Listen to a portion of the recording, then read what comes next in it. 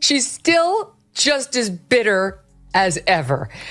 There's such a great new spin of complaints here. Here's one from her most recent episode, which still on YouTube, she's got 200,000 subscribers. It's really amazing.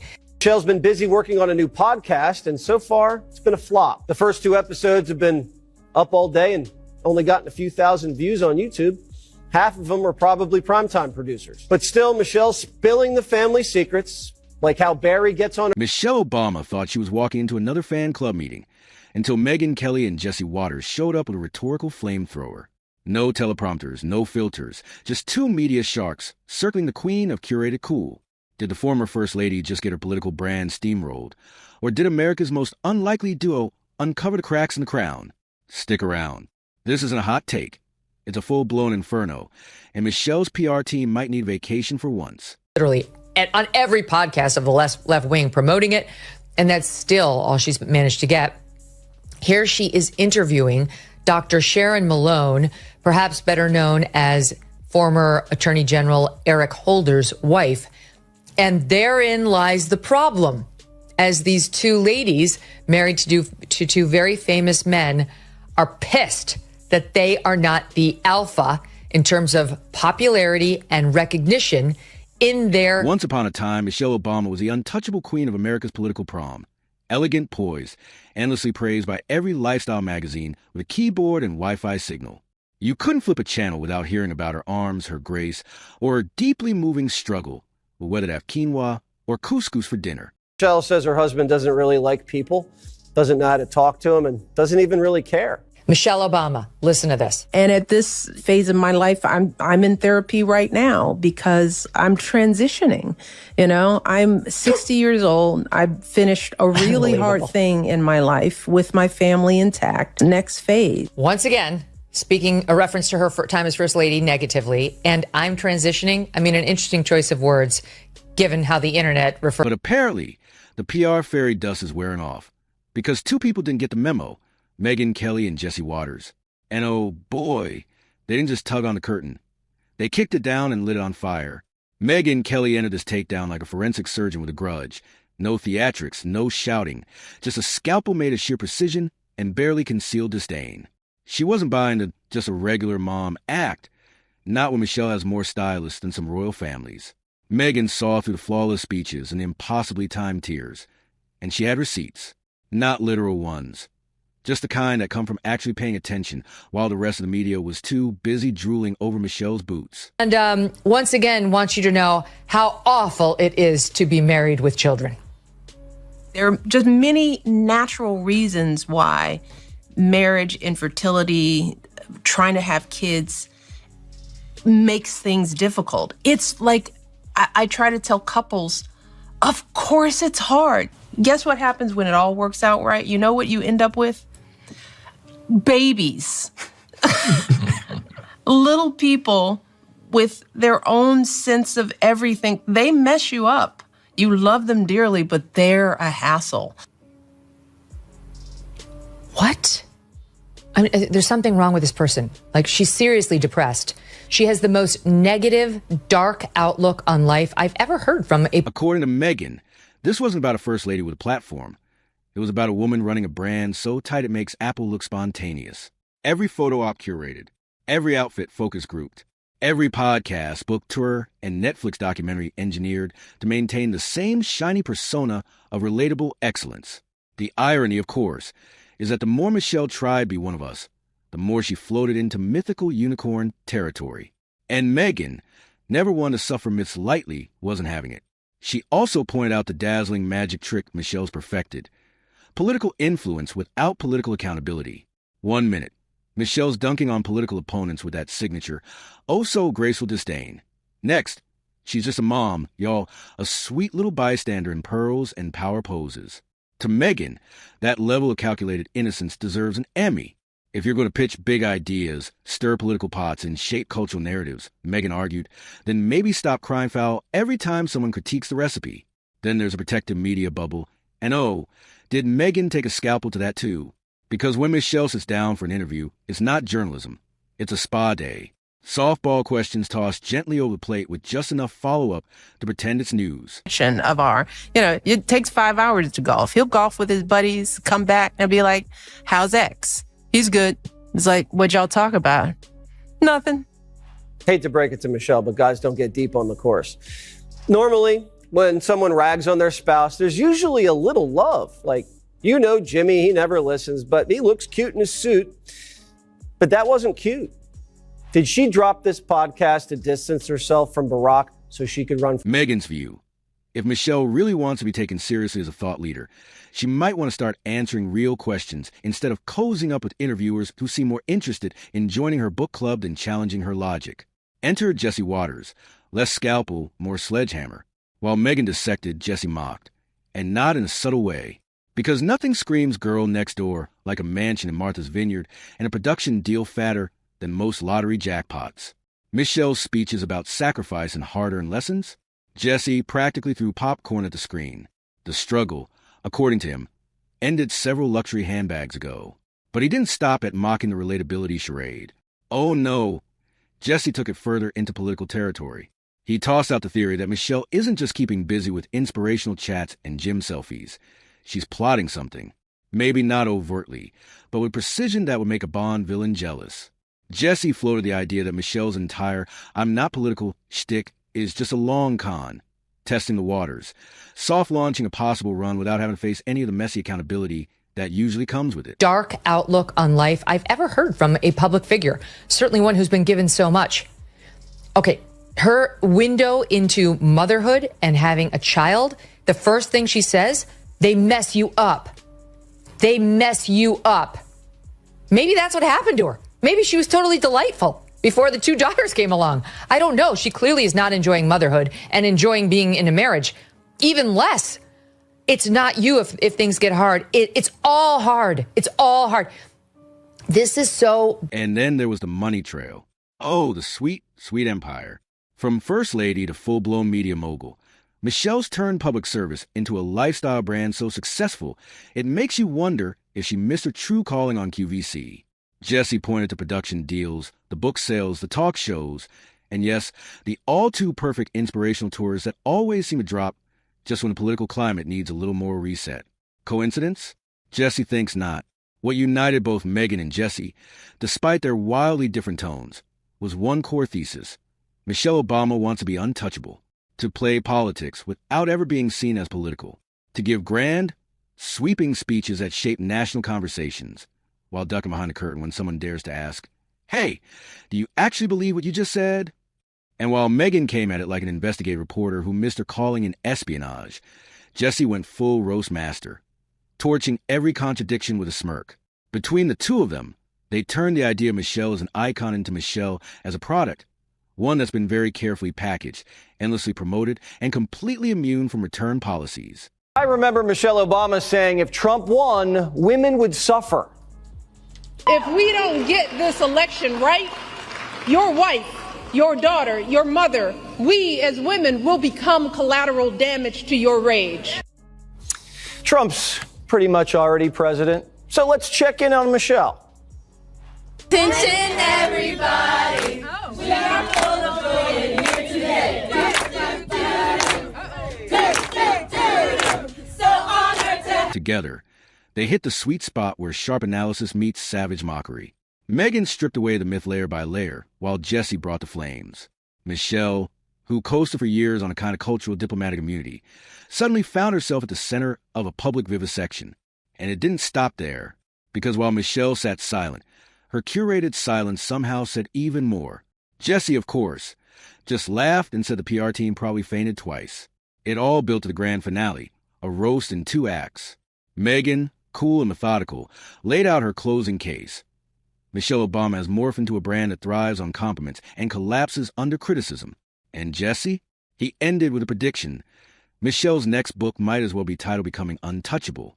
It was more than just a takedown. It was a full-blown reality check for a public figure who spent a decade wrapped in velvet gloves.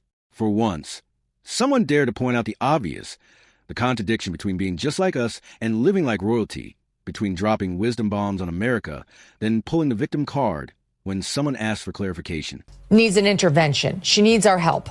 Okay, and that's not all. She can't make fun of herself. This has been obvious for years. She's incapable of laughing at her own expense, which is an absolutely dreadful quality in a person. Like, I don't think I could hire a person who works for me who doesn't have that ability. Annoying, because she's supposed to be the star, Glenn. Michelle Obama.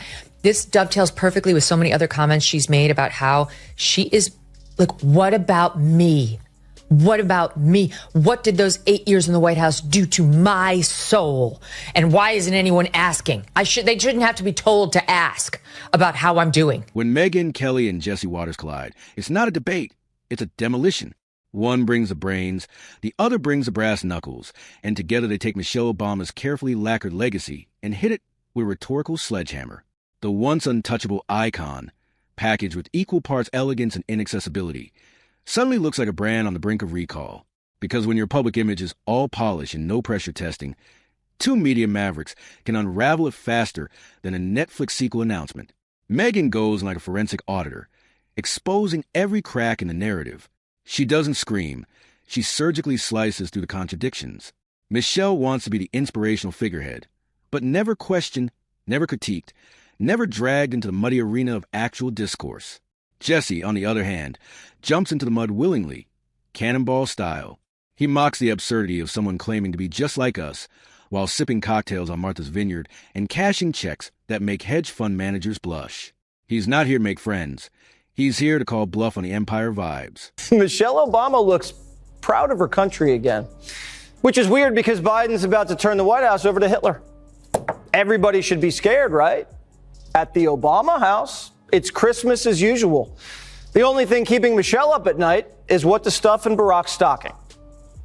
Who's the hardest to shop for? He is. Oh my gosh. Yeah. I mean, he's just a boy, you know? I mean, he just doesn't do much. He golfs, and there's only so many golf balls you can get a dude. Right. I'm trying to, like, get him clothes that he wouldn't buy, you know? Okay. Because he's also cheap. Well, who is the best gift giver out of you guys? Probably me. Okay. You know, I think I am, because I'm actually paying attention to everyone. Ah, you know? that is the I'm, trick. like, listening. Michelle just said her husband's cheap, doesn't listen, and chases balls all day like a little. Together, they frame the core contradiction. Michelle Obama's image is built on emotional resonance and cultural projection. But beneath that surface, a void of accountability. She talks about struggle while living in palatial ease. She preaches humility while commanding a media force field that deflects every tough question like she's got a vibranium press pass. Kelly and Watters ask what most media won't dare whisper. If her appeal is so authentic, why is it guarded like a state secret? And the timing couldn't be more suspicious if it wore sunglasses indoors. Book launches loom. Speaking tours bubble up. Subtle media rebranding oozes across platforms. The Spotify whispers, the Netflix murmurs, the political tease that floats just enough to stir headlines, but not enough to be nailed down. And Megyn and Jesse, well, they're calling it what it is, an audition, a return, a rebrand. Because the former First Lady doesn't just miss the spotlight, she owns the dimmer switch. So this isn't just criticism, it's a preemptive strike. A message sent before the cultural coronation is reissued. Jesse's sarcasm is practically dripping as he imagines the next documentary titled Michelle, The Struggle of Private Jet Delays. Megyn, with all her icy poise, frames it differently. If Michelle steps back into the arena, then she's no longer above it. No more hiding behind inspirational anecdotes while tossing out political jabs from behind a velvet curtain. This leads me to Michelle Obama. You're back, and she's given us a whole new realm of comments. Glenn, we saved them just for you. Because she's still... I told your staff I only started watching this podcast religiously because of the times I've been on your show and you've talked about it by yourself or with me. So I'm very ready to talk Michelle Obama. Oh, good. She's still just as bitter as ever. There's such a great new spin of complete. But what really throws kerosene on this bonfire? The silence. Michelle Obama, known for her eloquence, her storytelling, her ubiquity in polished public spaces, has said absolutely nothing. No response, no rebuttal, just an elegant vanishing act, which, to Jesse and Megyn, says everything. Because if your image is rooted in authenticity, shouldn't it be resilient? Shouldn't it be able to withstand two critics with microphones and a high-def camera? Instead, it's like watching someone build a marble statue and then panic when someone knocks on it to see if it's hollow. The brand is curated to perfection, but that's the problem. Perfection doesn't leave room for pressure. And when Megyn and Jesse start pressing down, the foundation groans like it was made of Jell-O and borrowed applause. Jesse can barely contain himself, tossing out a mock title for Michelle's next bestseller, Becoming Untouchable, How to Stay Inspirational Without Answering Anything. It's brutal, it's hilarious, and it's not entirely off base, because Michelle has carved out a niche so sanitized, so insulated, that any challenge feels like blasphemy instead of conversation. That's what Kelly and Watters are really skewering, not the woman, but the force field around her. The halo effect that turns questions into attacks and transforms a public figure into a cultural porcelain doll no one dares touch. Under a dictator, and how women will survive the next 4 years, but she never asked. Michelle put down some ground rules for the interview. After the biggest election in the history of the country, her words, not mine, Michelle said, "Don't ask me about politics." Michelle's only allowed to be asked about her new book, her new Netflix show, and her new fruit juice brand. Not very maha. Michelle's got to push product. It's the new golden age, remember? It's almost like she's saying life goes on. The whole democracy is on the line was just a... Megyn, always the one to stick the final knife in with style, offers a mic drop moment of clarity. If you want to play politics, be ready to be played back. And there it is, the warning shot, the gauntlet, the thesis. Michelle can't have it both ways. Not anymore. Not when two of the sharpest tongues in the media have now exposed that behind the storytelling and soft lighting might just be another political operator who's great at staying visible, as long as no one looks too closely. The final image is clear. The pedestal is cracked, the mystique gone. Michelle, once above the fray, is now firmly in it, dragged down not by scandal, but by scrutiny, not by malice, but by media minds finally calling time on the illusion. And whether she responds or not, the silence says more than 1,000 book tours ever could. Whether you love the takedown or squirm through it, one thing was clear. The Michelle Obama myth machine finally met its match. And it didn't come in the form of a politician or a rival. It came in the form of a sharp-tongued journalist and a gleeful media troll who both saw through the glitter and decided it was time for a little disinfecting sunlight. Now Michelle is having her Hillary moment. Barry had his 8 years, so Michelle's demanding her time to shine. Michelle's on a roll, and now she's center stage. The woman who needs no introduction, for real, Michelle Obama! We have to be honest about real marriage and the work that it takes to build a life with another person. It's like, oh, hashtag relationship goals, and I'm like, I was mad at him in that picture. Michelle has a Netflix special with Oprah, and when Oprah taps you, that means it's your time. The Obamas know that. It was Oprah who was the first big name to support Barry's run for the White House. So what does this mean? Well, for one, it means Michelle has another book, and she wants the world to know it's her world now. That she, not Barack, is the... No debates. Just two media personalities independently lighting a fire under one of the most carefully guarded personas in modern history. One did it with surgical precision. The other did it with jokes so sharp they probably left rug burns. And the result? A cultural icon suddenly looking a little less invincible, a little more curated, and a lot more open to scrutiny than she probably like. Because once the myth cracks, it doesn't just fade, it shatters. And Megyn and Jesse didn't just point out the cracks. They kicked right through them in designer heels and a smug grin. Now the question isn't whether Michelle will respond. It's whether her PR machine can duct tape the illusion back together before the next wave hits. Spoiler alert, Megyn's got another segment lined up. And Jesse? He's probably already writing a parody script about Michelle's next inspirational podcast episode, recorded live from a yacht. The age of untouchable icons might just be over.